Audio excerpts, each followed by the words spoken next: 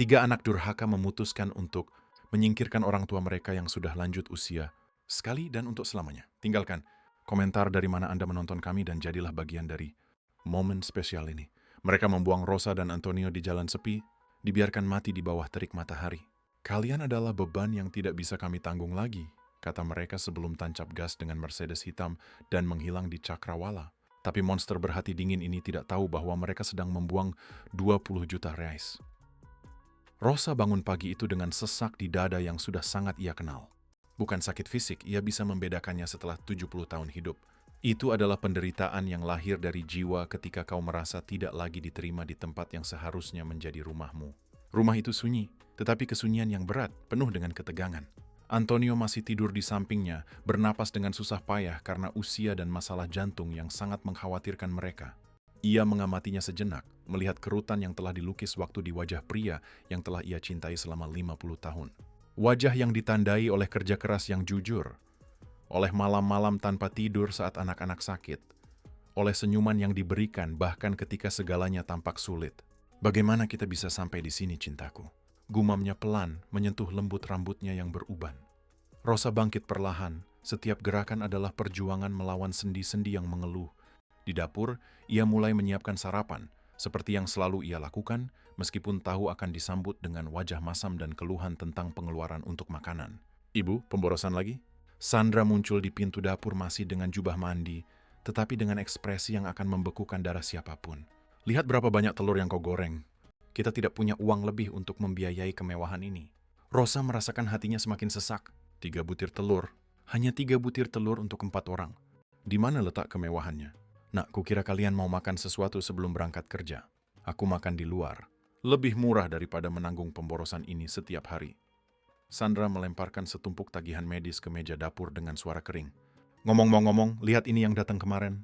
500 reais lagi untuk obat ayah. 500 reais, Bu.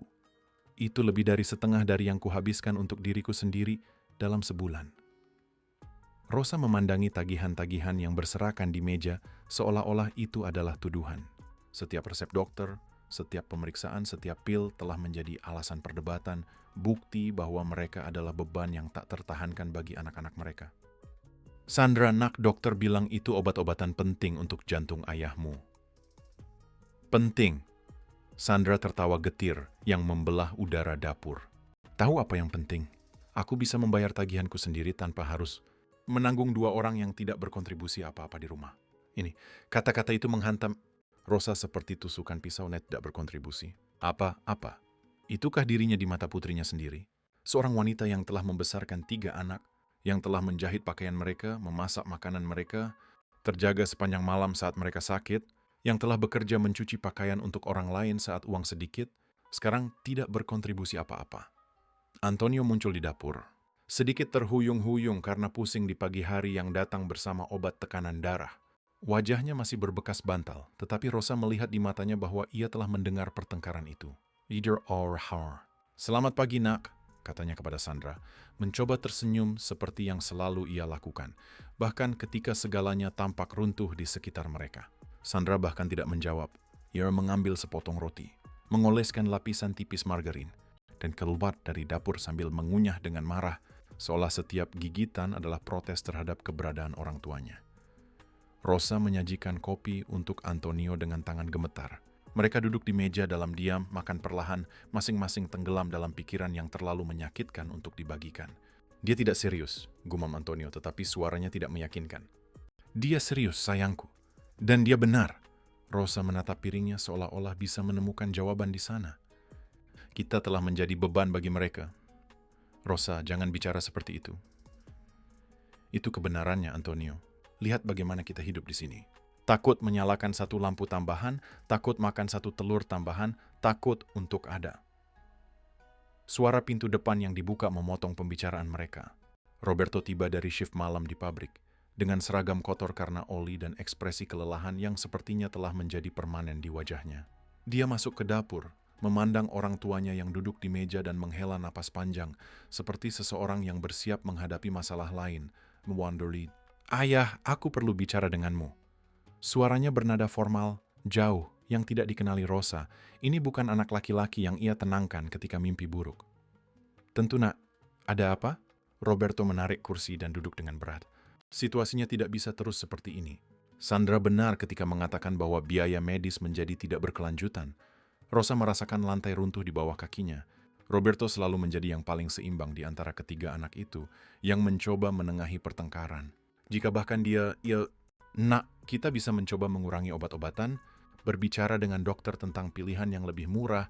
Antonio berbicara dengan suara tercekat. Bukan hanya itu, ayah, semuanya, makanan, listrik, air, ruang. Rumah ini tidak lagi cukup untuk 5 orang dewasa. 5 orang dewasa. Rosa mengunyah kata-kata itu dalam benaknya. Kapan mereka berhenti menjadi orang tua dan menjadi hanya orang dewasa bagi anak-anak mereka sendiri? Kami sedang memikirkan solusi, lanjut Roberto, menghindari tatapan orang tuanya. Solusi yang akan lebih baik untuk semua orang. Solusi macam apa? Tanya Rosa, meskipun ia sudah tahu ia tidak ingin mendengar jawabannya. Ada sebuah tempat, panti jompo, bukan yang jelek. Letaknya di lingkungan yang cukup layak. Kalian akan mendapatkan perawatan medis, orang lain seusia kalian untuk diajak bicara. Kalian ingin memasukkan kami ke panti? Horming suara Antonio keluar seperti bisikan. Bukan panti, ayah. Ini adalah kesempatan bagi kalian untuk memiliki kehidupan yang lebih sesuai dengan usia kalian. Rosa merasakan air mata membakar matanya. In a way now. Roberto, rumah ini dibangun bata demi bata oleh ayahmu. Setiap sudut memiliki sejarah keluarga kita. Ibu, tolong jangan mempersulit. Kalian tahu situasinya tidak berkelanjutan. Bruno muncul di pintu dapur saat itu, masih mengenakan piyama, meskipun sudah hampir tengah hari.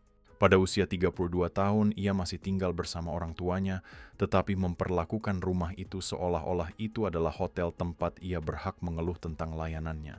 Apakah kalian sedang membicarakan panti jompo? Tanyanya sambil menguap. Sudah waktunya.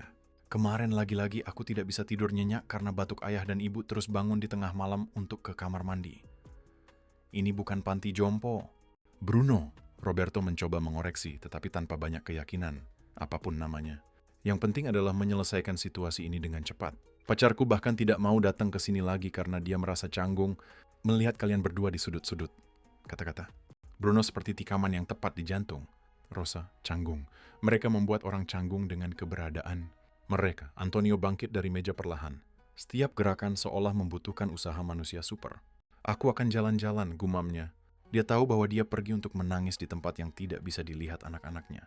Antonio selalu seperti itu, menyimpan rasa sakitnya untuk dirinya sendiri, melindungi orang lain dari kesedihannya. Ibu, Roberto mencoba nada yang lebih lembut. Kami tidak melakukan ini karena niat jahat. Hanya saja hidup menjadi sangat sulit bagi semua orang. Rosa menatap putranya, yang pernah menjadi kebanggaannya, yang pertama mendapatkan pekerjaan tetap, yang selalu membawa seluruh gajinya ke rumah ketika tinggal bersama mereka. Di mana anak laki-laki bertanggung jawab yang berjanji akan merawat orang tuanya ketika mereka tua? Aku mengerti, nak. Kalian punya kehidupan sendiri, komitmen kalian. Jadi, kalian akan menerima untuk pergi ke panti jompo? Rosa terdiam untuk waktu yang lama. Dari jendela dapur, ia bisa melihat Antonio di taman kecil yang ia rawat dengan penuh kasih, bahkan dengan sakit punggungnya. Dia berdiri di depan pohon tomat yang telah ia tanam, bahunya membungkuk karena beban penolakan. Kita perlu bicara, katanya akhirnya. Beri kami waktu untuk berpikir. Jangan terlalu lama. Sandra muncul lagi, sudah berpakaian untuk pergi. Aku sudah menjadwalkan kunjungan ke sana besok. Semakin cepat kita menyelesaikan ini, semakin baik untuk semua orang. Rosa menyaksikan ketiga anaknya meninggalkan rumah. Roberto untuk tidur sebelum shift berikutnya. Sandra ke tempat kerja. Bruno untuk bertemu teman-temannya di bar, seperti yang ia lakukan setiap sore. Rumah itu kembali sunyi, tetapi sekarang kesunyian yang berbeda. Itu adalah kesunyian dari pengabaian yang mendekat seperti badai. Dia pergi ke taman dan menemukan Antonio duduk di bangku kecil yang telah ia bangun bertahun-tahun yang lalu, ketika cucu-cucu mereka masih datang berkunjung dan bermain di antara tanaman. Kau dengar? Tanyanya tanpa menoleh padanya. Aku dengar. 50 tahun pernikahan, Rosa. 3 anak dibesarkan dengan begitu banyak cinta. Aku tahu, sayangku. Apakah kita gagal?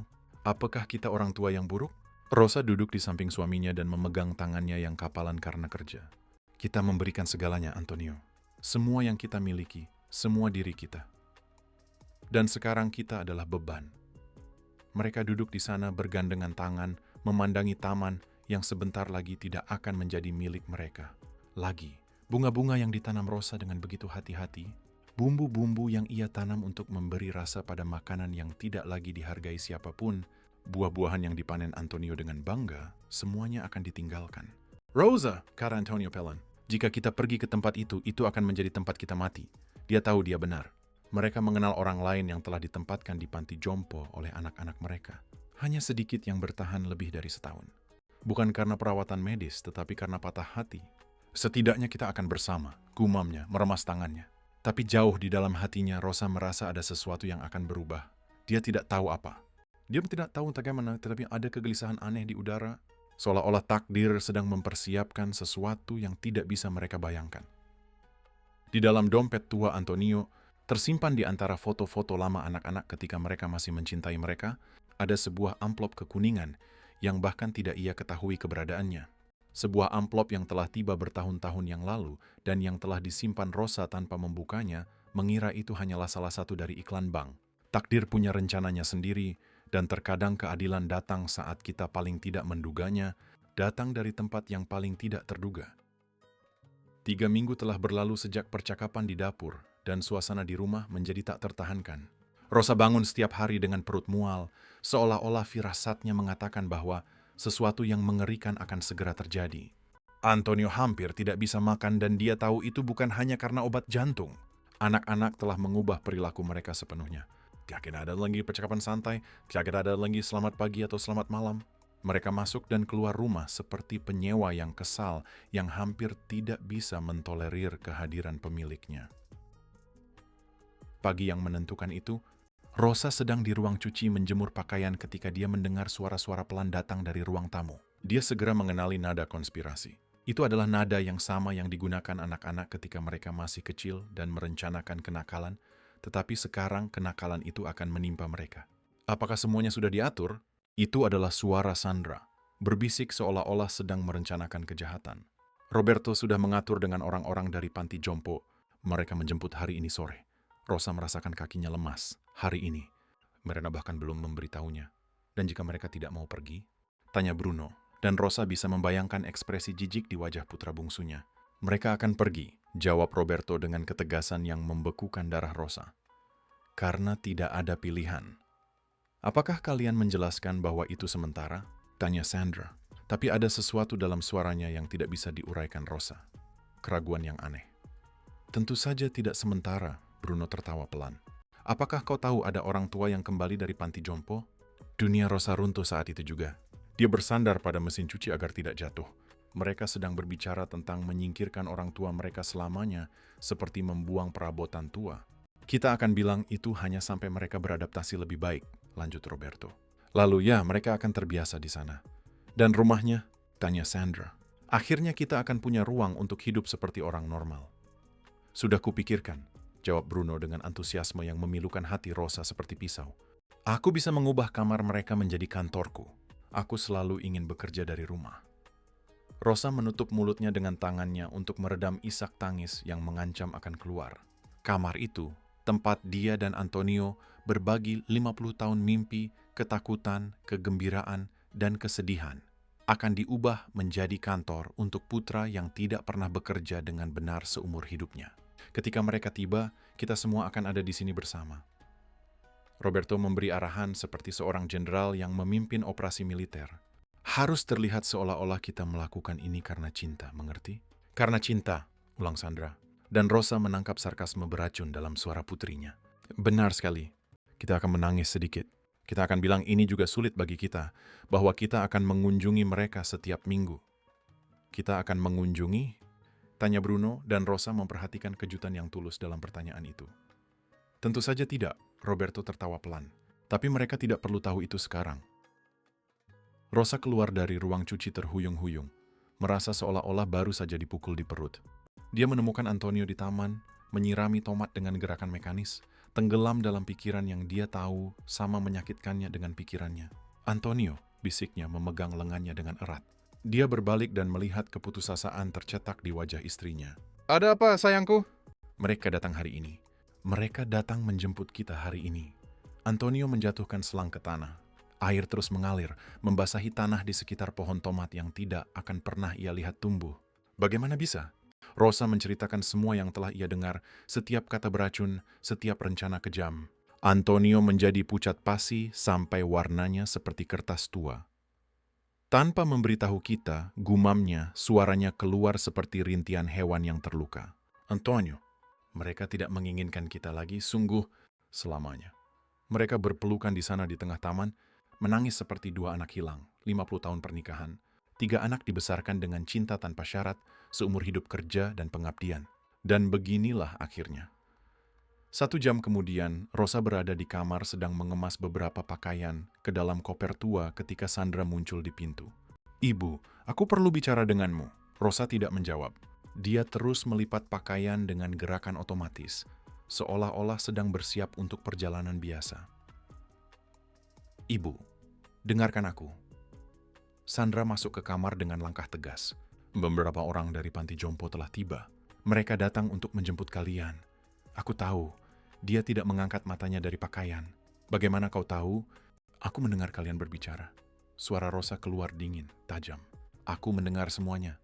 Sandra memiliki kesopanan untuk terlihat malu sejenak. Dia melihat kakinya, menggerakkan tangannya, menghela napas panjang, tetapi ketika dia mengangkat kepalanya lagi, ekspresinya telah mengeras kembali. "Jadi kau tahu itu demi kebaikan semua orang. Demi kebaikan kalian, nak. Demi kebaikan kami adalah tinggal di rumah yang kami bangun dengan penuh cinta. Ibu, tolong jangan mempersulit. Orang-orang sedang menunggu di bawah." Rosa akhirnya menatap putrinya. Sandra mengenakan pakaian mahal, kukunya terawat, rambutnya tertata sempurna. Dia tampak seperti seorang eksekutif yang menjelaskan pemecatan yang tak terhindarkan. "Sandra," kata Rosa perlahan, setiap kata berbobot ton. "Kau ingat ketika kau berusia 5 tahun dan menderita radang paru-paru? Ibu, kau ingat aku tidak tidur selama 2 minggu, merawatmu siang dan malam? Itu sudah lama sekali. Kau ingat ketika Roberto patah lengan dan kita tidak punya uang untuk dokter swasta? Jadi aku menjual cincin kawinku untuk membayar rumah sakit?" Sandra memalingkan muka. Keadaan berbeda saat itu. "Kau ingat ketika Bruno kehilangan pekerjaan pertamanya dan menganggur selama 6 bulan dan kita berbagi makanan kita dengannya meskipun kita sendiri kekurangan?" "Ibu, hentikan." "Tidak, nak, aku tidak akan berhenti." Rosa berdiri dan untuk pertama kalinya dalam beberapa bulan, Sandra melihat kekuatan dalam postur ibunya. "Karena sekarang giliran kami yang membutuhkan, kalian memperlakukan kami seperti sampah." "Kami tidak memperlakukan siapapun seperti sampah. Kami sedang menemukan solusi terbaik." "Solusi terbaik untuk siapa, Sandra?" Sebelum Sandra bisa menjawab, Roberto muncul di pintu kamar. "Ibu, orang-orang dari panti sedang menunggu. Mereka punya jadwal di tempat lain." Rosa menatap kedua anaknya di pintu kamar. Roberto menghindari matanya, melihat kemana saja kecuali padanya. Sandra mengetuk-ngetukkan jarinya di pintu, tidak sabar untuk menyelesaikan situasi itu. "Di mana Bruno?" tanya Rosa. Dia harus pergi." Roberto berbohong dengan buruk. Rosa tahu Bruno bahkan tidak punya keberanian untuk muncul. Pengecut itu telah melarikan diri agar tidak menyaksikan saat perpisahan. "Aku akan memanggil ayah," katanya. Menutup koper dengan bunyi klik yang terdengar seperti hukuman terakhir. Antonio berada di ruang tamu, duduk di kursi seperti terdakwa yang menunggu hukuman. Di sampingnya, 2 wanita berseragam menunggu dengan senyum profesional yang dilatih untuk menyamarkan kesedihan situasi. "Pak Antonio," kata salah satu dari mereka dengan suara terlalu manis, terlalu dibuat-buat. "Bapak akan sangat menyukai panti kami. Ada taman, ada orang lain seusia Bapak, ada perawatan medis." Antonio tidak menjawab, hanya menatap tangannya, seolah-olah mereka bisa memberinya jawaban untuk mimpi buruk ini. "Dia tidak merasa sehat hari ini," Roberto menjelaskan kepada para wanita itu. "Dia sedikit bingung karena usianya." Rosa menuruni tangga dan melihat pemandangan itu. Suaminya diperlakukan seperti anak bermasalah, anak-anaknya tidak sabar untuk menyingkirkan masalah itu. Para staf panti berpura-pura bahwa itu normal. "Ayo Antonio." Rosa mengulurkan tangannya kepada suaminya. "Sepertinya kehadiran kita di sini tidak lagi diinginkan." "Ibu jangan bicara seperti itu." Sandra mencoba nada damai. "Kalian tahu kami mencintai kalian." Rosa berhenti di tengah ruang tamu dan berbalik menghadap ketiga anaknya. Roberto masih menghindari matanya. Sandra berpura-pura sedih yang tidak ia rasakan. Bruno tetap absen seperti pengecut yang selalu ia perankan. "Jika kalian benar-benar mencintai kami," kata Rosa dengan suara yang membelah udara seperti pisau tajam, "kalian tidak akan pernah membiarkannya sampai sejauh ini." "Ibu, Jika kalian benar-benar mencintai kami, kalian ingin berbicara dengan kami sebelum menjadwalkan pindahan ini. Kami sedang berbicara sekarang. Roberto mencoba berargumen. Kalian sedang memberitahukan keputusan yang sudah kalian ambil. Itu bukan percakapan, nah, itu pengusiran. Salah satu staf berdehem dengan sopan. Maaf mengganggu, tapi kami benar-benar punya janji lain hari ini. Rosa mengambil tangan Antonio dan meremasnya dengan erat. Dia gemetar dan dia tahu itu bukan hanya karena dingin. Baiklah, katanya akhirnya. Ayo pergi. Perjalanan ke Van adalah yang terpanjang dalam hidup Rosa. Setiap langkah di trotoar yang telah ia sapu ribuan kali, setiap pandangan ke taman yang dirawat Antonio dengan penuh kasih, setiap napas udara dari rumah tempat mereka telah bahagia selama bertahun-tahun. Para tetangga muncul di jendela, beberapa dengan rasa kasihan, yang lain dengan rasa ingin tahu yang mengerikan. Bu Lourdes, tetangga berusia 60 tahun, melambai dengan sedih. Dia tahu apa yang sedang terjadi. Semua orang tahu. Roberto dan Sandra menemani mereka ke Van, berusaha keras untuk terlihat sedih di depan staf panti, tetapi Rosa bisa melihat melalui akting murahan itu. Kami akan mengunjungi kalian minggu depan, Sandra berbohong, mencium pipi ibunya yang terasa membakar seperti besi panas. Kami akan menelepon besok untuk menanyakan kabar kalian, tambah Roberto, menambahkan kebohongan lain ke dalam koleksi.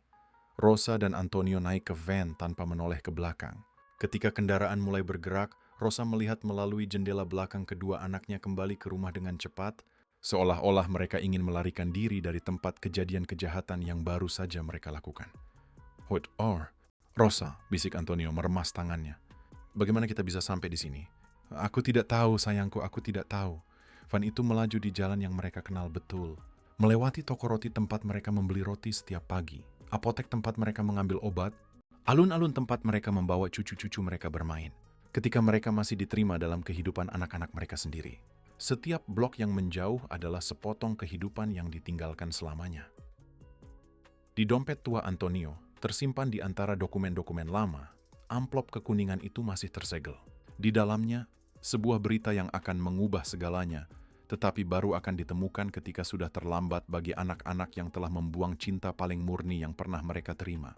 Takdir sedang mempersiapkan keadilannya sendiri dan ketika tiba, itu akan tanpa ampun. 2 minggu di panti jompo, Rosa bangun sekali lagi dengan suara memekakkan telinga dari 15 wanita tua yang batuk bersamaan di kamar bersama. Bau obat yang bercampur dengan urin dan disinfektan telah menjadi bagian dari udara yang ia hirup, menempel di kulitnya seperti tanda pengabaian yang tidak hilang bahkan dengan mandi. Antonio ada di tempat tidur di sebelahnya, tetapi tampaknya telah menyusut setengahnya sejak mereka tiba di sana. Matanya, yang sebelumnya bersinar bahkan dalam kesedihan, sekarang kusam seperti kaca buram. Dia hampir tidak berbicara, hampir tidak makan, hampir tidak bergerak. Seolah-olah dia sedang sekarat perlahan, sedikit demi sedikit setiap hari. Antonio, bisiknya mengulurkan tangannya melalui ruang sempit di antara tempat tidur. Bagaimana tidurmu? Dia memutar kepalanya perlahan, setiap gerakan seolah membutuhkan usaha manusia super. Aku bermimpi tentang taman kita, Rosa. Aku bermimpi sedang menyirami tomat. Matanya berlinang air mata. 2 minggu dan anak-anak tidak menelepon sekalipun, bahkan tidak sekalipun untuk mengetahui apakah mereka masih hidup. Perawat Josefa, seorang wanita berusia 50 tahun dengan wajah seseorang yang telah kehilangan semua kesabarannya dengan hidup, masuk ke kamar sambil bertepuk tangan seolah-olah sedang memanggil ayam. Ayo, ayo! Waktunya sarapan. Siapa yang tidak bangun sekarang tidak akan makan. Rosa membantu Antonio bangkit. Dia gemetar seperti daun di angin dan dia tahu itu bukan hanya karena usia, itu karena jiwanya yang hancur berkeping-keping. Di ruang makan mereka duduk di meja yang sama seperti biasa dengan Bu Conceição yang menangis pelan setiap pagi dan Pak Benedito yang terus memanggil anak-anaknya yang tidak pernah muncul. Sana na tontiton. Putriku bilang dia akan mengunjungiku kemarin, gumam Bu Conceição sambil mengaduk bubur gandum yang tampak seperti lem. Apakah dia lupa di mana aku berada? Broisa dan Antonio saling berpandangan. Mereka tahu bahwa Putri Bu Conceição tidak lupa. Dia hanya tidak ingin tahu lagi tentang ibunya. Seperti banyak keluarga lain yang membuang orang tua mereka di sana dan menghilang dari peta. Rosa! Bisik Antonio, mendorong piring buburnya menjauh. Aku tidak tahan lagi dengan tempat ini. Aku tahu, sayangku. Aku juga tidak. Jika kita pergi dari sini kemana, Antonio? Anak-anak kita tidak menginginkan kita lagi. Rumah itu bukan milik kita lagi. Antonio terdiam untuk waktu yang lama, mengunyah kata-kata yang terlalu menyakitkan untuk diucapkan. Akhirnya, dia mengangkat matanya dan Rosa melihat di sana tekad yang tidak ia lihat selama berminggu-minggu. Undi Moadina. Rosa, jika kita akan mati, biarlah di jalan, menghirup udara segar, bukan di tempat yang berbau kematian ini. Dia merasakan getaran menjalari tulang punggungnya. Bukan rasa takut, itu adalah sesuatu yang mirip dengan harapan yang putus asa. Tapi tetap saja, harapan. Kau serius? Aku serius. Kita bisa mengambil barang-barang kita dan pergi. Kita bukan tahanan. Tapi Antonio, kemana kita akan pergi? Kemana saja yang jauh dari sini, kemana saja kita bisa mati dengan martabat. 3 hari kemudian, pada dini hari, Rosa telah terjaga selama berjam-jam. Menatap langit-langit kamar yang terkelupas. Di sampingnya, Antonio bernapas dengan susah payah, tetapi dia tahu dia juga tidak tidur. Mereka telah menghabiskan 3 hari terakhir merencanakan dengan berbisik. Seperti 2 narapidana yang merencanakan pelarian. Perawat shift malam telah tertidur di kursi resepsionis, seperti yang selalu ia lakukan sekitar pukul 5 pagi. Itu adalah jendela kesempatan yang mereka tunggu. Sekarang, bisik Antonio, mereka bangkit perlahan, setiap gerakan diperhitungkan agar tidak menimbulkan suara. Rosa mengambil kantong plastik tempat ia menyimpan beberapa potong pakaiannya. Antonio mengenakan jaket usangnya, yang merupakan satu-satunya perlindungannya dari dinginnya fajar. Mereka berjalan berjinjit menyusuri koridor yang berbau keputusasaan dan pengabaian. Mereka melewati resepsionis di mana perawat mendengkur pelan, kepalanya terkulai di kursi. Pintu depan terkunci, tetapi Antonio tahu caranya. Dia telah mengamati selama berhari-hari bagaimana para staf membukanya di pagi hari. Dia memutar kunci perlahan, logamnya berderit seperti jeritan tertahan. Udara fajar menghantam mereka seperti tamparan dingin, tetapi itu adalah udara paling murni yang pernah mereka hirup dalam beberapa minggu. Rosa memegang tangan Antonio dengan erat, seolah-olah dia akan menghilang jika dia melepaskannya. Pergi. Kemana sekarang? Tanyanya memandangi jalan yang sepi, di bawah cahaya kekuningan lampu jalan. Jauh, jawab Antonio. Sejauh mungkin. Mereka mulai berjalan di trotoar yang retak. 2 sosok membungkuk karena usia dan penderitaan, membawa semua sisa hidup mereka dalam kantong plastik tua. 6 jam kemudian di jalan raya, matahari terbit ketika mereka tiba di jalan raya yang membelah kota. Rosa merasakan kakinya gemetar karena kelelahan, tetapi terus berjalan karena tahu bahwa berhenti berarti menyerah dan dia belum siap untuk menyerah. Antonio berhenti setiap beberapa meter, meletakkan tangannya di dada dan bernapas dengan susah payah. Jantungnya meminta pertolongan, tetapi dia berpura-pura baik-baik saja agar tidak membuat Rosa semakin khawatir. Ayo istirahat sebentar, katanya ketika melihat dia menjadi terlalu pucat. Mereka duduk di rumput kering di pinggir jalan. Lalu lintas mobil sangat padat. Orang-orang tergesa-gesa pergi bekerja, ke kehidupan mereka yang teratur, ke keluarga mereka yang mencintai mereka. Ros? Atau Antonio dengan suara lemah. Apakah kau menyesal telah pergi? Tidak pernah. Dia memegang tangannya dengan erat. Aku lebih baik mati bebas daripada hidup terkurung di tempat itu. Sebuah truk melintas sambil membunyikan klakson, mengangkat awan debu yang membuat mereka batuk. Dia membersihkan matanya yang berair dan melihat napas Antonio semakin terengah-engah. Sayangku, kau tidak enak badan. Hanya lelah, dia berbohong. Tapi Rosa melihat dia berkeringat dingin, meskipun pagi itu sejuk. Mereka terus berjalan, setiap langkah adalah pertempuran melawan kelelahan dan keputusasaan. Jalan raya terbentang tak berujung di depan, dan Rosa mulai bertanya-tanya apakah mereka telah membuat keputusan yang benar. Tetapi ketika dia menoleh ke belakang dan melihat kota semakin mengecil di kejauhan, dia tahu dia lebih suka 1000 kali berada di sana bebas dan tersesat daripada terkurung di panti horor itu. Tengah hari, di bawah terik matahari. Rosa, aku tidak bisa lagi.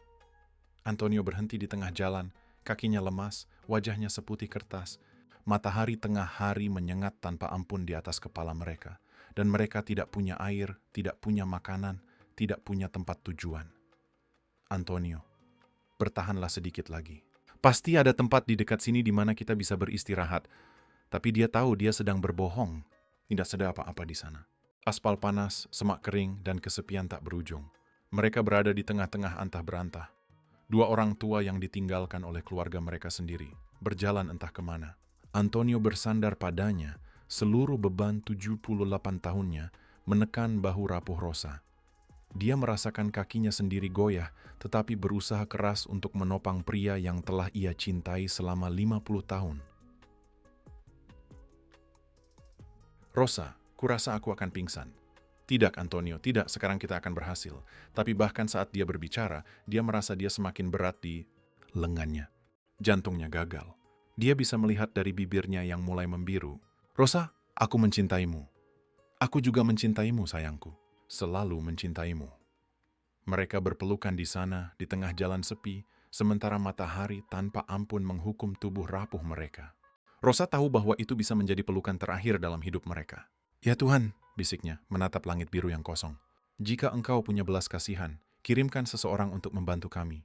Seolah doanya didengar, deru mesin mendekat. Rosa mengangkat kepalanya dan melihat sebuah mobil tua mendekat di jalan. Bukan mobil mewah. Itu adalah Corsa putih yang penyok, dengan cat terkelupas karena waktu. Mobil itu melambat ketika pengemudi melihat dua orang tua berpelukan di pinggir jalan. Rosa melambai dengan putus asa, seperti orang yang terdampar melambai ke kapal penyelamat.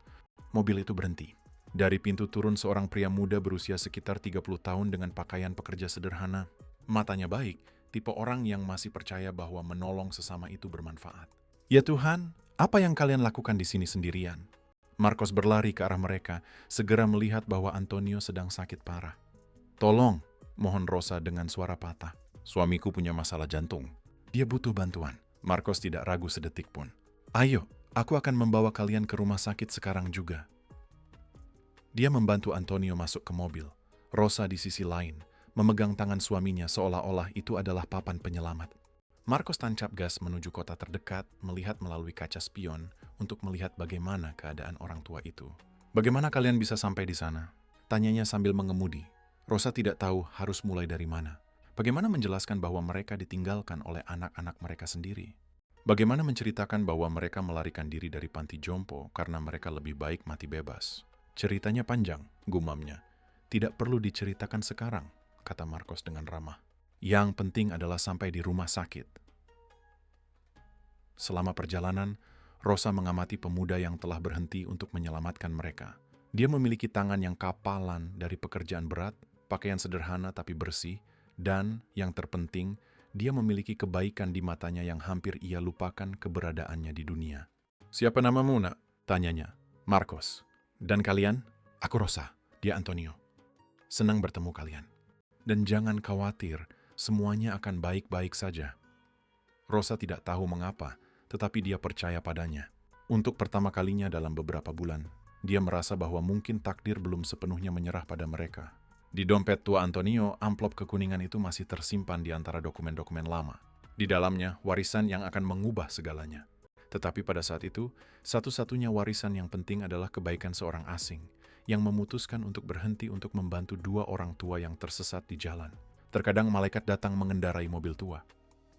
1 minggu di rumah sakit, Antonio membuka matanya perlahan, mengerjap melawan cahaya putih kamar rumah sakit. Sejenak ia tidak tahu di mana ia berada. Bau disinfektan membuatnya takut telah kembali ke panti terkutuk itu. Tapi ketika ia menoleh, ia melihat Rosa duduk di kursi di samping tempat tidur, memegang tangannya dengan erat.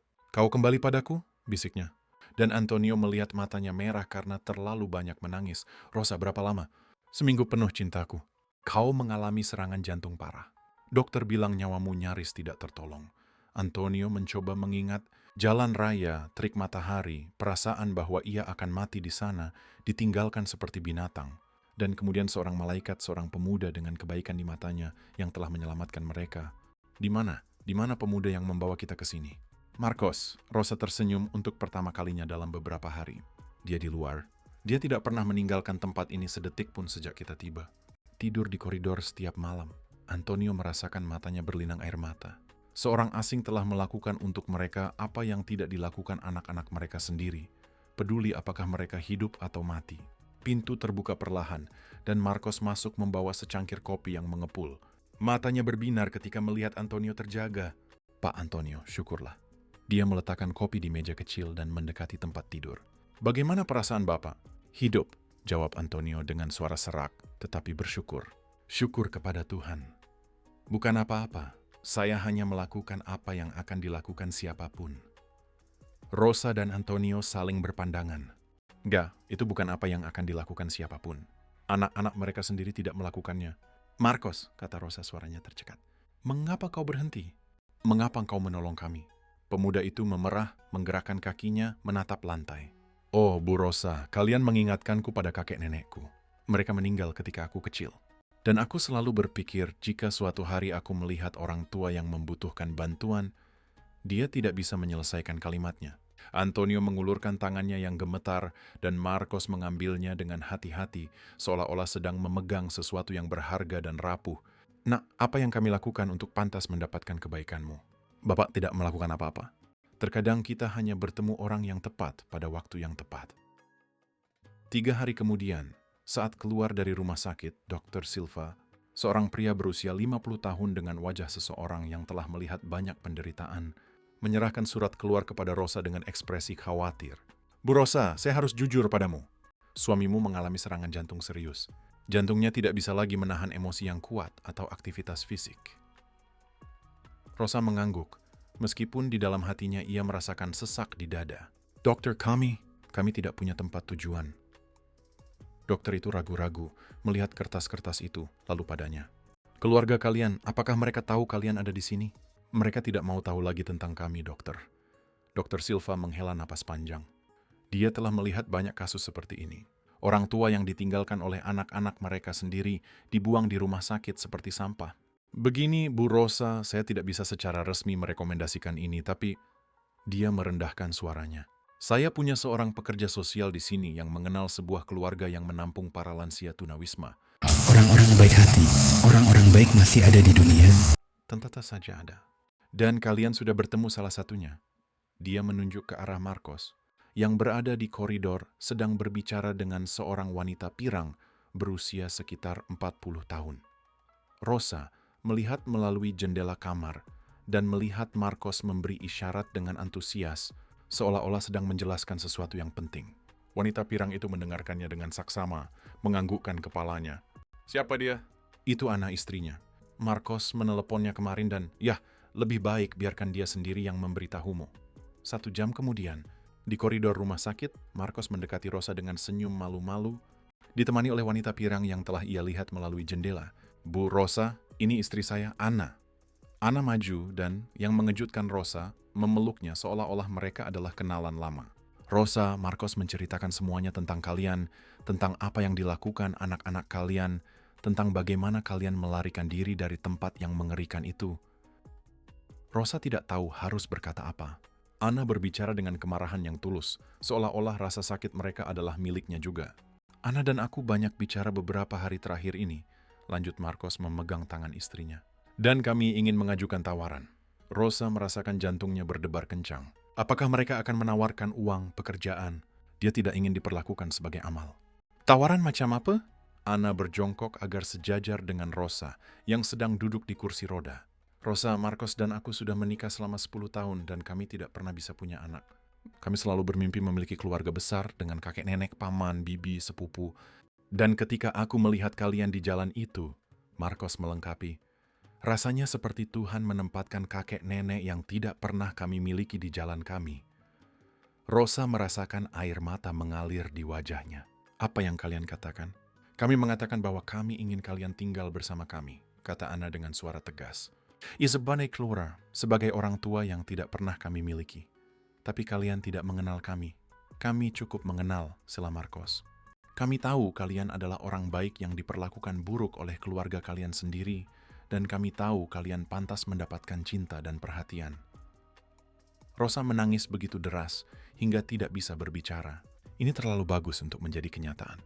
Setelah begitu banyak penderitaan, begitu banyak penolakan, muncul 2 malaikat yang tidak menawarkan amal, tetapi cinta sejati.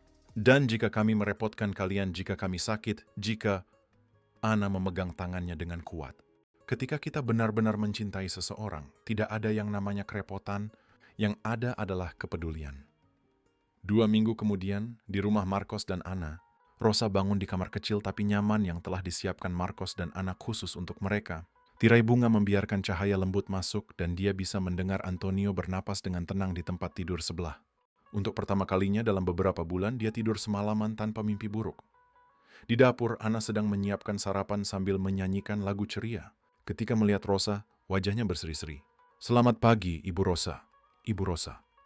2 kata paling manis yang pernah ia dengar dalam waktu yang lama. Selamat pagi, Nak. Bagaimana tidurmu?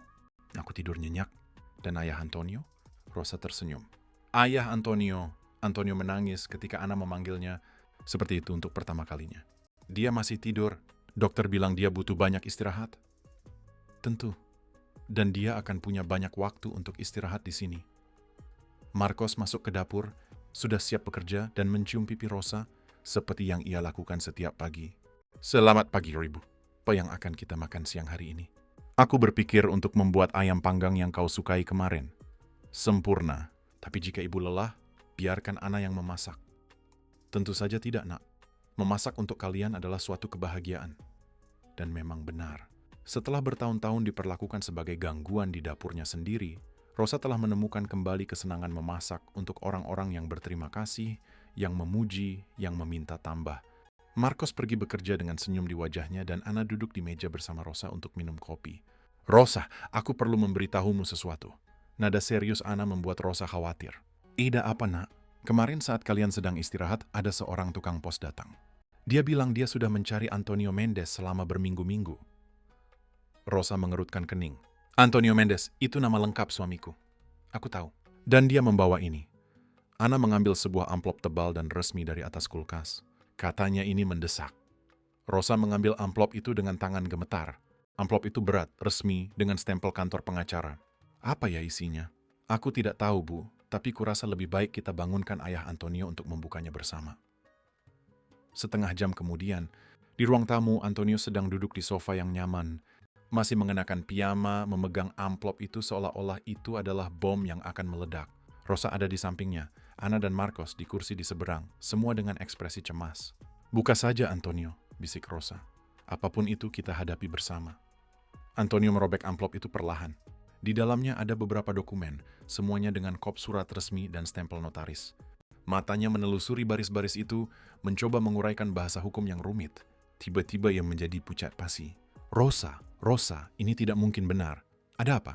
Apa yang tertulis di sana? Antonio menggelengkan kepalanya, membaca ulang dokumen itu, menggelengkan kepalanya lagi. Dikatakan bahwa kakekku, Sebastian tua. Ada apa dengan kakekmu, Antonio? Dia punya properti, banyak properti. Dan sekarang? Sekarang itu milikku. Ana dan Marcos saling berpandangan. Properti macam apa, ayah? Antonio melihat dokumen itu sekali lagi, seolah-olah kata-katanya akan berubah secara ajaib. Ciklu properti di pusat kota. Semuanya disewakan dan suaranya tercekat. Dan sejumlah uang yang telah berbunga selama 20 tahun. Berapa banyak uang, Antonio? Tanya Rosa dengan suara gemetar. Antonio membalik halaman, mencari angka yang akan mengubah hidup mereka selamanya. 20 juta reais, Rosa. 20 juta. Keheningan yang mengikuti begitu memekakkan telinga. Ana menutup mulutnya. Marcos bersandar di kursi seolah-olah baru saja dipukul. 27 juta, ulang Rosa, tidak bisa memproses informasi itu. Dikatakan di sini bahwa mereka telah mencoba menghubungiku selama bertahun-tahun, bahwa mereka mengirim surat ke alamat lama kita. Tapi, Antonio berhenti, mengerti semuanya sekaligus. Tapi apa? Surat-surat itu pasti datang saat kita sudah tinggal bersama anak-anak. Mereka pasti telah mencegat semuanya. Rosa merasakan kemarahan yang dalam naik di dadanya. Anak-anaknya tahu. Mereka tahu tentang warisan itu, dan tetap saja mereka meninggalkannya untuk mati. Rosa, Antonio menatapnya dengan air mata di matanya. Kita kaya. Setelah seumur hidup miskin, dihina, diremehkan, kita kaya. Tapi bukannya gembira, Rosa merasakan kesedihan yang mendalam. Apa gunanya punya uang sekarang? Ketika anak-anak yang paling ia cintai di dunia telah menolaknya, Ana bangkit dan memeluk mereka berdua. Ayah, ibu, ini luar biasa. Ya, gumam Rosa, tapi sudah terlambat. Marcos mendekat dan meletakkan tangannya di bahu Antonio. Tidak terlambat, ayah. Tiba pada waktu yang tepat, pada saat kalian akhirnya menemukan keluarga yang benar-benar mencintai kalian. Rosa menatap kedua pemuda itu yang telah membuka hati dan rumah mereka untuk dua orang tua yang ditinggalkan. Marcos benar, uang itu tidak datang terlambat. Uang itu datang tepat saat mereka membutuhkannya, saat mereka akhirnya memiliki keluarga sejati untuk berbagi kebahagiaan. Tapi ia tahu bahwa ketika anak-anaknya mengetahui tentang warisan itu, mereka akan kembali merangkak, menangis air mata buaya, meminta maaf yang tidak mereka rasakan. Dan kali ini Rosa tahu persis apa yang akan ia katakan kepada mereka. 1 bulan setelah penemuan warisan, Rosa sedang menjemur pakaian di jemuran belakang ketika ia merasakan getaran dingin menjalari tulang punggungnya. Pagi itu adalah hari Sabtu yang cerah.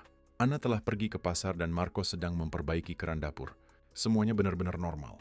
Tapi ada sesuatu di udara, ketegangan listrik yang membuat bulu-bulu di lengannya merinding, seperti ketika badai akan datang. Antonio muncul di pintu belakang, bersandar pada tongkat yang direkomendasikan dokter setelah serangan jantung. Wajahnya, yang telah kembali berwarna dan hidup dalam beberapa minggu terakhir, sepucat kertas tua. "Rosa," bisiknya, suaranya gemetar. Ada mobil hitam yang diparkir di jalan kita selama 20 menit. Dia menjatuhkan pakaian basah di keranjang dan berlari ke dalam rumah. Jantungnya berdebar kencang. Dari jendela ruang tamu, ia bisa melihat sisi Mercedes baru, berkilauan di bawah matahari pagi, seperti ancaman diam-diam. "Mereka menemukan kita," gumamnya. Kata-kata itu keluar seperti hukuman mati. "Bagaimana? Bagaimana mereka berhasil?" Rosa tidak menjawab karena ia tahu jawabannya. Uang. Uang membeli segalanya. Bahkan lokasi dua orang tua yang hanya ingin hidup damai. 15 menit penyiksaan diam-diam kemudian. Pintu-pintu Mercedes terbuka secara bersamaan, seolah-olah mereka telah berlatih saat itu. Roberto turun dari sisi pengemudi, memperbaiki dasi mahalnya dengan gerakan yang diperhitungkan. Sandra muncul dari kursi penumpang seperti seorang ratu yang turun dari keretanya. Sepatu hak tingginya membuat suara di aspal seperti palu yang memukul peti mati. Bruno keluar terakhir, menguap dan meregangkan badan, seolah-olah bangun sebelum tengah hari adalah siksaan yang tak tertahankan. Ketiganya berjalan menuju gerbang kecil rumah dengan kesombongan seseorang yang tahu mereka memiliki kekuatan. Tidak ada ketergesaan dalam gerakan mereka, tidak ada kecemasan untuk melihat orang tua mereka. Itu adalah langkah percaya diri dari predator yang akhirnya menyudutkan mangsanya. Rosa mengamati melalui tirai, merasakan perutnya mulas seperti kepalan tangan. Roberto telah menjadi gemuk, pertanda bahwa ia makan dengan baik, sangat baik.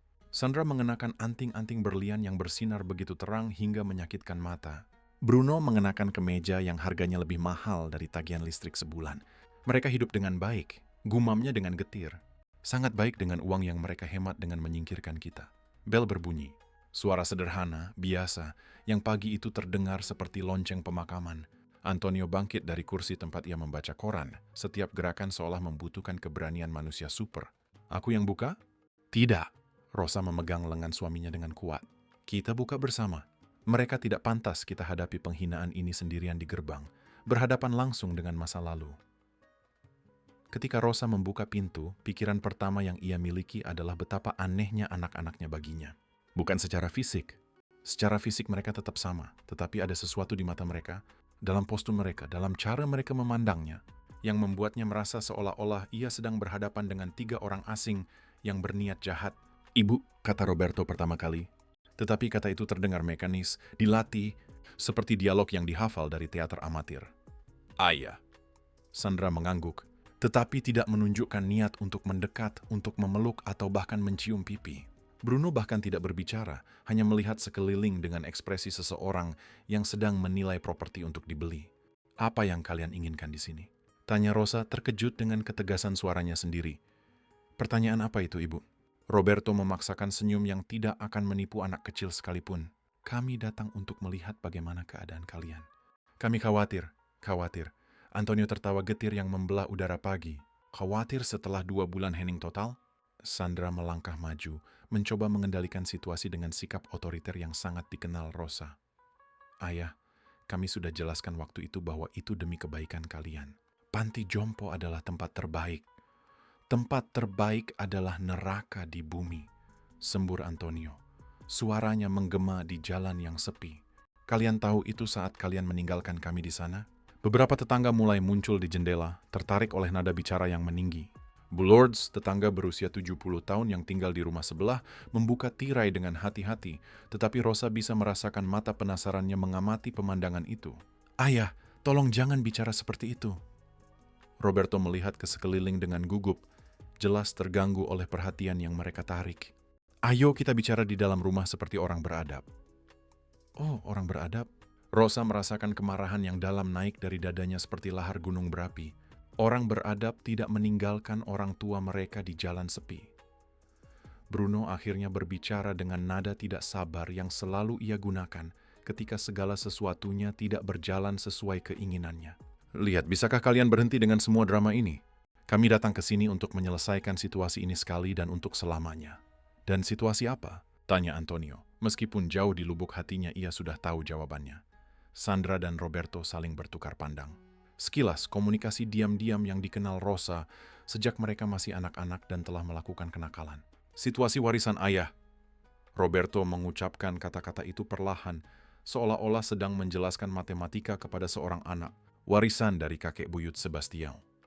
Keheningan yang mengikuti begitu dalam sehingga Rosa bisa mendengar detak jantungnya sendiri yang tidak teratur di dadanya. Bagaimana? Bagaimana kalian tahu tentang itu? Dia berhasil bertanya. Kami selalu tahu, Ibu, jawab Sandra dengan sikap wajar yang membekukan darah Rosa. Surat-surat dari kantor pengacara telah datang ke rumah selama bertahun-tahun. Kami menyimpannya semua sambil menunggu saat yang tepat. Saat yang tepat untuk apa? Untuk menyelesaikan situasi keluarga sekali dan untuk selamanya, jawab Bruno, mengeluarkan ponselnya dari saku dan memeriksa pesan seolah-olah percakapan itu hanyalah gangguan dalam agendanya. 2 menit kemudian, di ruang tamu, meskipun menyakitkan untuk diakui, Rosa telah membiarkan anak-anaknya masuk, bukan karena cinta atau rindu. Perasaan-perasaan itu telah mati pada pagi hari pengabaian itu, tetapi karena ia tahu bahwa percakapan ini tidak dapat dihindari dan ia lebih suka melakukannya di wilayah yang dikenal. Ketiga anak itu duduk di sofa seolah-olah mereka adalah pemilik rumah. Roberto menyilangkan kakinya dan merapikan jas mahalnya. Sandra mengeluarkan cermin kecil dari tas bermereknya dan memoles lipstik merah darahnya. Bruno terus bermain dengan ponselnya, jelas bosan dengan seluruh situasi. Rosa dan Antonio duduk di kursi di seberang, menjaga jarak, seolah-olah anak-anak itu adalah binatang buas yang bisa menyerang kapan saja. Jadi, Roberto memulai, mengambil nada eksekutif yang ia gunakan ketika ingin mengintimidasi seseorang. Mari kita langsung ke intinya. Kalian mewarisi 20 juta reais dan 10 properti dari kakek buyut. Itu adalah uang keluarga. Uang kami, koreksi Rosa, suaranya setajam pisau. Warisan yang ditinggalkan untuk Antonio bukan untuk kalian. Ibu, tolong. Sandra menghela napas secara dramatis, seolah-olah Rosa adalah anak yang keras kepala. Kalian berusia 70-an, untuk apa kalian butuh begitu banyak uang? Untuk apa kita butuh? Antonio bangkit dari kursi dengan susah payah, bersandar pada tongkatnya. Untuk hidup dengan martabat, untuk tidak bergantung pada siapapun, untuk tidak pernah lagi diperlakukan seperti sampah. Tidak ada yang memperlakukan kalian seperti sampah, kata Bruno untuk pertama kalinya sejak ia masuk. Bahkan tanpa mengangkat matanya dari ponselnya, kami menemukan solusi terbaik untuk situasi yang sulit. Solusi? Rosa tertawa, tetapi tidak ada humor dalam tawanya. Kalian membuang kami di panti horor dan menghilang dari muka bumi.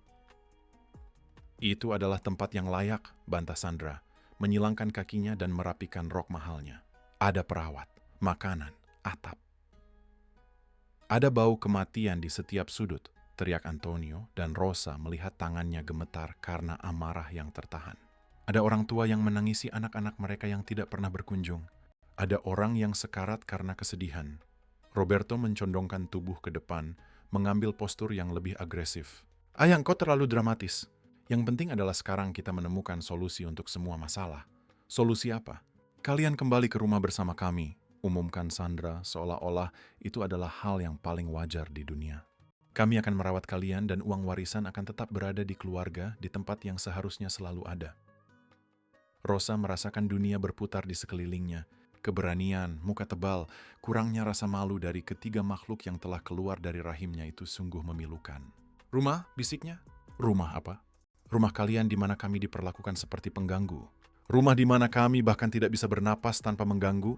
Ibu, keadaan berbeda saat itu. Roberto mencoba nada damai yang terdengar palsu seperti uang 3 rupiah. Sekarang kita tahu tentang warisan, semuanya bisa berbeda. Sekarang semuanya bisa berbeda. Rosa juga berdiri dan untuk pertama kalinya dalam beberapa bulan, Sandra tampak sedikit terintimidasi. Sekarang ada uang yang terlibat. Kalian ingat punya orang tua? Pada saat itu pintu depan terbuka dan Ana masuk membawa tas belanjaan dari pasar. Dia berhenti di tengah ruang tamu, menganalisis pemandangan itu dengan mata yang terlatih untuk mendeteksi bahaya. Dia segera menyadari ketegangan di udara. Dia melihat Rosa dan Antonio dengan ekspresi kesakitan dan 3 orang asing yang elegan duduk di sofa seolah-olah mereka adalah pemilik tempat itu. Hai Ana, katanya sederhana, tetapi ada es dalam suaranya. Ketiga anak itu berbalik ke arahnya seperti elang yang melihat mangsa. Sandra memeriksanya dari atas ke bawah. Pakaian pasar sederhana, rambut diikat ekor kuda praktis, tangan kapalan dari pekerjaan. "Dan kau?" tanya Sandra dengan kesombongan yang membuat Ana meremas pegangan tasnya dengan kuat. "Aku Ana, putri mereka."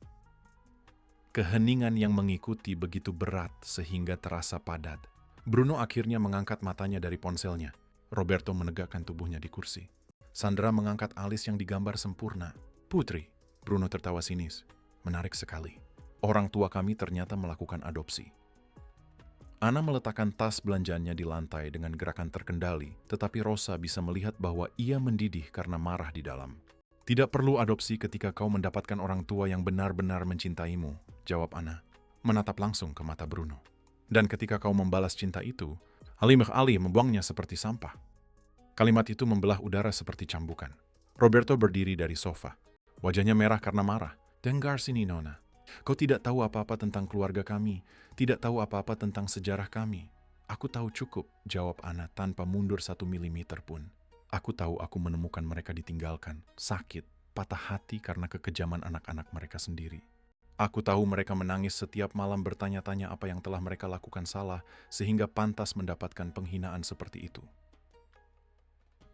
Sandra mencoba pendekatan yang berbeda, memaksakan nada keibuan yang tidak menipu siapapun. "Ana ya, dengar Ana, kami sangat berterima kasih kau telah merawat orang tua kami selama masa sulit ini. Kami bahkan bisa memberikan kompensasi finansial untuk pekerjaanmu." "Pekerjaan?" Ana tertawa terbahak-bahak yang tidak ada humornya sama sekali. "Aku tidak bekerja. Aku mendapatkan orang tua yang luar biasa yang selalu kuimpikan." "Mengharukan sekali," gumam Bruno, kembali bermain dengan ponselnya. "Tapi permainan rumah-rumahan sudah berakhir. Orang tua kami akan kembali ke rumah bersama kami." "Permainan?" Ana mendekati sofa seperti singa betina yang melindungi anak-anaknya. "Satu-satunya permainan di sini adalah kalian yang berpura-pura menjadi anak setelah meninggalkan orang tua kalian untuk mati di jalan." Rosa mengamati semuanya seolah-olah itu adalah film surrealis. Di satu sisi, 3 orang yang telah keluar dari tubuhnya sendiri, yang telah ia cintai tanpa syarat selama puluhan tahun. Di sisi lain, seorang wanita muda yang telah memilih untuk mencintai mereka ketika mereka paling membutuhkan dan menyadari dengan kejelasan yang menyakitkan siapa yang benar-benar pantas disebut keluarga. "Cukup," katanya, dan suaranya memotong semua percakapan lainnya. Cukup dengan perdebatan ini, semua orang berbalik ke arahnya, menunggu. Rosa menarik napas dalam-dalam, memandang masing-masing dari ketiga anaknya. Roberto dengan kesombongan bisnisnya, Sandra dengan sikap dinginnya yang diperhitungkan, Bruno dengan penghinaannya yang malas, dan merasakan kedamaian aneh merasuki hatinya. Akhirnya ia tahu apa yang harus ia lakukan. Pada saat keputusan akhir, Rosa menatap masing-masing dari ketiga anaknya, makhluk-makhluk yang telah tumbuh di dalam rahimnya, yang telah ia beri makan dengan air susunya sendiri, yang telah menjadi alasan hidupnya selama puluhan tahun, dan merasakan ketenangan aneh merasuki hatinya. Seolah-olah kabut telah hilang dari benaknya, meninggalkan segalanya jernih. "Kalian ingin tahu keputusan kami?" tanyanya, suaranya keluar sekokoh batu. Roberto menegakkan tubuhnya di sofa, yakin bahwa uang akan berbicara lebih keras daripada rasa sakit hati.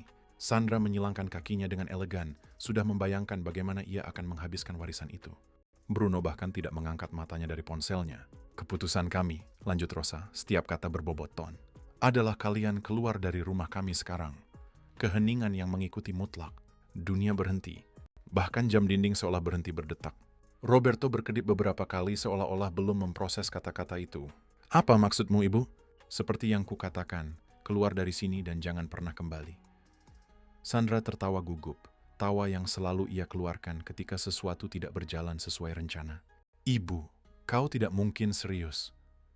"Aku lebih serius dari yang pernah kukatakan seumur hidupku." Bruno akhirnya mengangkat kepalanya dari ponselnya, ekspresinya berubah dari bosan menjadi tidak percaya. "Kalian tidak bisa mengusir kami. Kami anak-anak kalian. Anak-anak." Antonio bangkit dari kursi, bersandar pada tongkatnya, tetapi dengan martabat yang tidak dilihat Rosa selama berbulan-bulan. "Anak-anak tidak meninggalkan orang tua mereka di jalan untuk mati. Ayah, anak-anak tidak mencegat surat warisan dan berbohong selama bertahun-tahun. Kita bisa jelaskan, anak-anak tidak kembali setelah 2 bulan hanya karena mereka tahu ada uang yang terlibat." 10 menit upaya putus asa kemudian, Roberto berdiri dari sofa, wajahnya merah karena marah dan panik. "Ayah, Ibu, kalian tidak bisa melakukan ini." Uang ini milik keluarga, ini hak kami. Hak? Rosa tertawa terbahak-bahak yang membelah udara seperti pisau cukur. Kalian kehilangan semua hak ketika kalian membuang kami seperti sampah. Sandra mencoba kartu terakhir, memaksakan air mata yang bahkan tidak meyakinkan dirinya sendiri. Ibu, tolong, kami salah, oke? Ori Mingafuyam salah, tapi sekarang kami ingin memperbaiki semuanya. Memperbaiki? Ana maju, tinjunya terkepal. Kalian ingin memperbaiki atau ingin memastikan akses ke warisan? Bruno meledak, benar-benar kehilangan ketenangannya. Dengar sini, kau pengacau. Uang ini milik kami karena hak darah. Kau bukan apa-apa bagi mereka. Kami adalah segalanya bagi mereka. Marcos muncul di pintu saat itu. Masih mengenakan seragam kerja, tetapi dengan otoritas yang membuat ketiga anak itu mundur secara naluriah. Kami adalah keluarga yang mereka pilih ketika keluarga darah meninggalkan mereka. Roberto mencoba mengintimidasi. Kalian tidak punya hak hukum atas orang tua kami.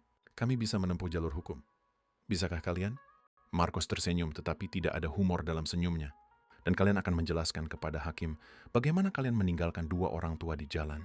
Bagaimana kalian memasukkan mereka secara paksa ke panti horor. Bagaimana kalian tidak pernah mengunjungi, tidak pernah menelepon, tidak pernah peduli apakah mereka masih hidup atau sudah mati. Ancaman itu menggema di udara seperti tembakan. Ketiga anak itu saling berpandangan, menyadari bahwa mereka telah kehilangan semua kartu. Pseliu, menit kemudian di gerbang. Ini tidak akan berakhir seperti ini, teriak Sandra sambil berjalan menuju Mercedes. Sepatu hak tingginya membuat suara di aspal seperti tembakan. Itiniam, kalian akan menyesal. Kami sudah menyesal, jawab Rosa dari beranda, suaranya setenang air yang tenang. Ojim, kami menyesal telah membesarkan 3 anak tanpa hati. Bruno berbalik untuk terakhir kalinya, wajahnya berkerut karena kebencian murni. Ketika kalian mati, uang ini akan menjadi milik kami juga menurut hukum. Jika kalian begitu yakin tentang itu, kata Antonio, bersandar pada Ana dan Marcos seolah-olah mereka adalah kruknya. Mengapa tidak menunggu dengan sabar? Roberto masuk ke mobil dengan gerakan kasar, menyalakan mesin dan tancap gas dengan keras, membuat ban berdecit di aspal. Mercedes hitam itu menghilang di tikungan, seperti awan badai yang menjauh. Para tetangga yang telah muncul di jendela selama perdebatan mulai bubar, beberapa menggelengkan kepala dengan celaan, yang lain berkomentar pelan tentang pemandangan yang telah mereka saksikan. Rosa merasakan kakinya lemas dan bersandar pada pagar beranda. Semua adrenalin dari konfrontasi itu keluar dari tubuhnya, membuatnya lelah. Sudah berakhir, bisiknya. Sudah berakhir, Ibu Rosa. Ana memeluknya erat, dan kau berani seperti singa betina. 1 minggu kemudian, di kantor pengacara, Dr. Pereira, seorang pria beruban berusia 60 tahun dengan kacamata berbingkai emas, menata kertas-kertas di atas meja mahoni dengan gerakan yang tepat. Rosa, Antonio, Ana, dan Marcos duduk di kursi kulit menunggu. Jadi Pak Antonio, Bu Rosa, semuanya sudah beres. Warisan telah secara resmi ditransfer kepada kalian. Dan tentang anak-anak kami, Rosa memulai. Mereka tidak memiliki hak hukum apapun atas warisan selama kalian masih hidup. Dan setelah itu, Dr. Pereira tersenyum. Ya, itu akan tergantung pada surat wasiat yang kalian buat. Rosa dan Antonio saling berpandangan. Mereka tahu persis apa yang ingin mereka lakukan. 2 tahun kemudian, rumah sederhana Marcos dan Ana telah berubah menjadi rumah yang penuh kehidupan. Dengan sebagian dari warisan, mereka telah memperluas bangunan, membuat taman yang lebih besar, tempat Antonio menanam tanamannya dan, yang terpenting, membuka pintu bagi para lansia terlantar lainnya yang membutuhkan cinta dan perhatian. Rosa sedang di dapur menyiapkan makan siang untuk 8 orang. Selain mereka berempat, ada Bu Conceição, yang mereka ambil dari panti jompo Pak João, yang ditemukan di alun-alun tanpa tempat tidur Bu Maria, yang ditinggalkan oleh anak-anaknya di terminal bus, dan Pak Pedro, yang anak-anaknya pindah ke luar negeri dan tidak pernah memberi kabar lagi. Nenek Rosa, teriak suara anak kecil di taman. Rosa tersenyum mendengar cucu yang ia dapatkan sebagai hadiah. Putri Ana dan Marcos yang berusia 3 tahun, lahir tak lama setelah mereka pindah ke rumah yang lebih besar. Helena kecil, dinamai menurut nama nenek buyut Rosa, telah membawa lebih banyak kegembiraan bagi keluarga dadakan itu. Antonio masuk ke dapur, lebih sehat dan bugar dari beberapa tahun terakhir. Rosa, ada surat datang. Dia melihat amplop itu dan segera mengenali tulisan tangan Roberto.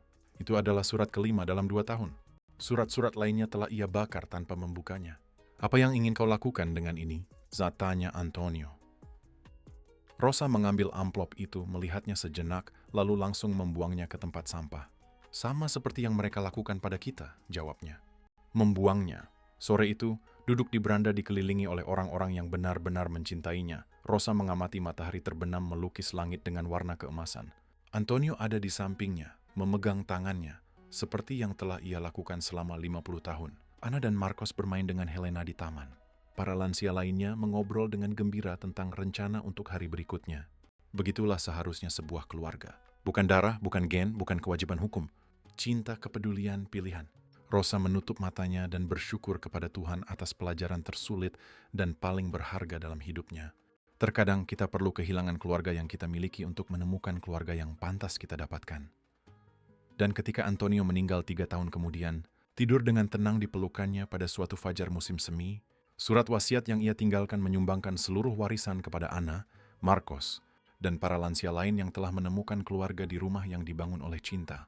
Roberto, Sandra, dan Bruno masing-masing menerima jumlah simbolis sebesar £1 bersama dengan sepucuk surat yang hanya berbunyi, "Untuk anak-anak yang meninggalkanku saat aku membutuhkan, aku meninggalkan hal yang sama yang kalian berikan kepadaku saat aku paling membutuhkan."